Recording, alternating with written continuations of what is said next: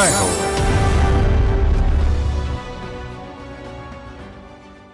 ఆ ఇల్లంతా పుస్తకాలే. అడుగు తీసి అడుగెయ్యాలంటే జాగ్రత్తగా వెళ్ళాలి. అక్కడ చరిత్ర పలకరిస్తుంది, సైన్స్ సంభాషిస్తుంది, ఖగోళ భూగోళ శాస్త్రాలు ఆకర్షిస్తూ ఉంటాయి. అంతరిక్ష లోకమైన, ఆధ్యాత్మిక లోకమైన అక్కడి నుంచే సందర్శించవచ్చు. కర్ణాటక రాష్ట్రం మాండ్య జిల్లా పాండవపురిలో నివసించే అంకెగౌడకు పుస్తక సేకరణే ప్రాణమైంది, వ్యాపకమైంది, ఆపై వ్యసనమైంది. లక్షల పఠనీయ గ్రంథాలతో ఆ ఇల్లు సరస్వతీ నిలయంగా మారింది. పరిశోధకులకు, విద్యార్థులకు అదే గొప్ప వరమైంది. పుస్తకం హస్తభూషణమే కాదు, మన జీవితాల్లో వాటిదే ముఖ్య భాగం. అమెరికన్ నవల రచయిత విలియం స్టెరోన్ అన్నట్లు అవి మన అనుభవాలను సుసంపన్నం చేస్తాయి. ప్రతి పేజీల్లో మనల్ని మనం పోల్చుకుని గుర్తుంచుకోవడానికి, మనకోసం మనమే జీవించే క్షణాలనిస్తాయి. బహుశా ఇంతటి పుస్తక ప్రేమికుడే కావచ్చు అతడు భారతీయుడు. పొరుగు రాష్ట్రం కర్ణాటకలోని మాండ్యలో ఉంటారు. చిందరవందరగా పడవేసిన పుస్తకాలతో అతడి ఇల్లంతా అడవిలా, అరణ్యంలా అనిపించవచ్చు. నిజానికి ఆయన తన ఇంటిని పుస్తకాలను సంరక్షించే అభయారణ్యంగా తీర్చిదిద్దుకున్నాడని చెప్పాలి.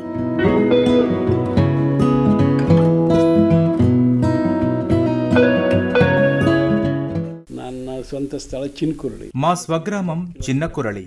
అది మాండ్యకు 10 కిలోమీటర్ల దూరంలో ఉంది. మా అమ్మ, నాన్న గ్రామీణులు, నిరక్షరాస్యులు.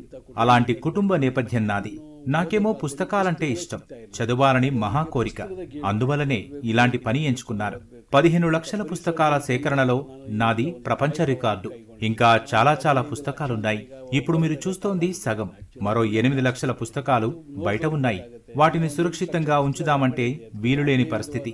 భవనాలు లేవు. వీటిని ఉంచాలంటే మరో 1000 అల్మారాలు కావాలి. ఇప్పటిదాకా 200 అల్మారాలలో పుస్తకాలు సర్ది పెట్టాం. చూశారుగా, మిగిలినవన్నీ నేల మీద పడి ఉన్నాయి.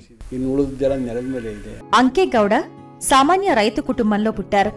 తనకి పుస్తక పరిమళాలు ఇష్టం, చదవడం మరీ ఇష్టం.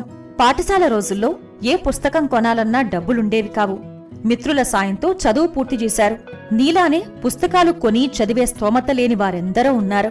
వారికోసం నీవు పుస్తకాలు సేకరించవచ్చు కదా. మైసూరు విశ్వవిద్యాలయంలో ప్రొఫెసర్ అనంతరాము ఎంతో ప్రోత్సహించారు. ఆయన ప్రోత్సాహం అంకెగౌడలో నవోత్సాహం నింపింది. అది జీవితకాల అభిరుచిగా మారింది. పుస్తక సేకరణే వ్యాపకమైంది. పోస్ట్ గ్రాడ్యుయేషన్ పూర్తయ్యాక గౌడ మాండ్యలోని ఓ చక్కెర కర్మాగారంలో పనిచేశారు. పనిని ప్రేమించే అంకెగౌడ పుస్తకాలను ప్రేమించారు. వాటి సేకరణపై ఆసక్తి పెంచుకున్నారు.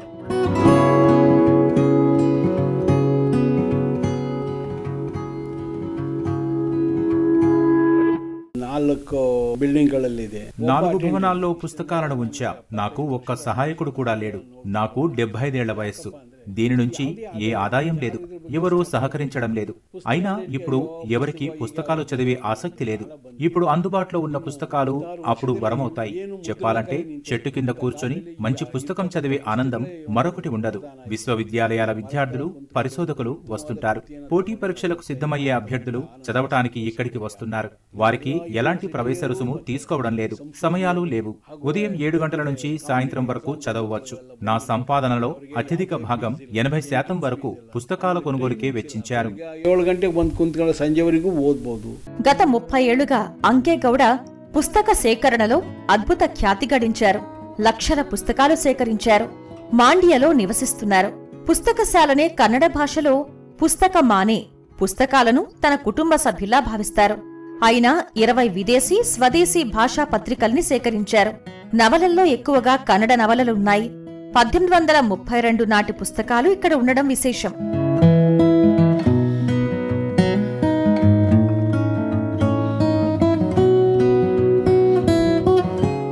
నన్ను 35 ವರ್ಷಗಳ ಕಾಲ ನಾನು పాండవపుర చక్కెర కర్మాగారంలో నేను 35 ఏళ్లు టైం ఆఫీసర్ గా ఉన్నాను. నా సంపాదనలో 80% పుస్తకాల కొనుగోలు, సేకరణకే పెట్టాను.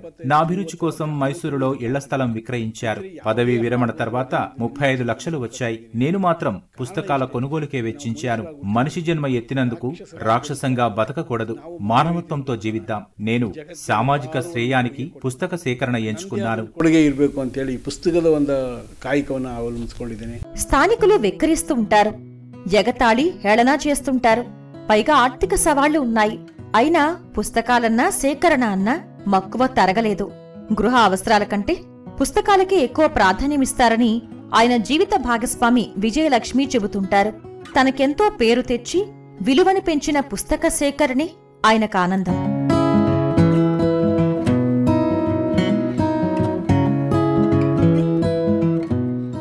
ಚಾಲೆಂಜ್ ಅಂದ್ರೆ ಸರ್ ಈಗ ಮಾಡದೇನೋ ಮಾಡಿದ್ದೀನಿ. ఇక్కడ లక్షల పుస్తకాలున్నాయి. పెద్ద సవాలు ఏమిటంటే వీటిని ఏం చేయాలో తెలియదు. సేకరించాను, మరి తర్వాత ఏం చేయాలి? దినరాత్రాలు ఇదే ఆలోచన. ఇవన్నీ భద్రపరచాలంటే ఇంకో 1000 అల్మారాలు కావాలి.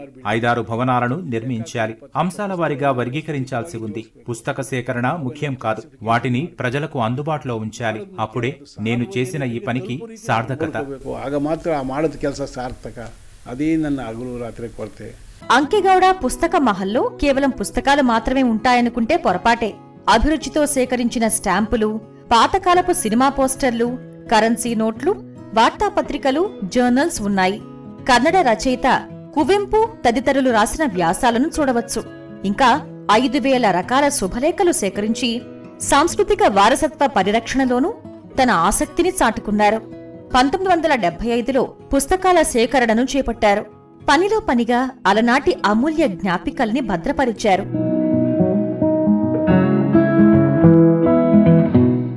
ಒಂದು ದೇವಸ್ಥಾನ ಕಟ್ಟಿಗೆ ಎಲ್ಲ ಮುಂದೆ ಬರ್ತಾರೆ. ಒಂದು ಗ್ರಂಥಾಲಯ ಕಟ್ತೀನಿ ಅಂದ್ರೆ ಯಾರು ಮುಂದೆ ಬರೋದಿಲ್ಲ.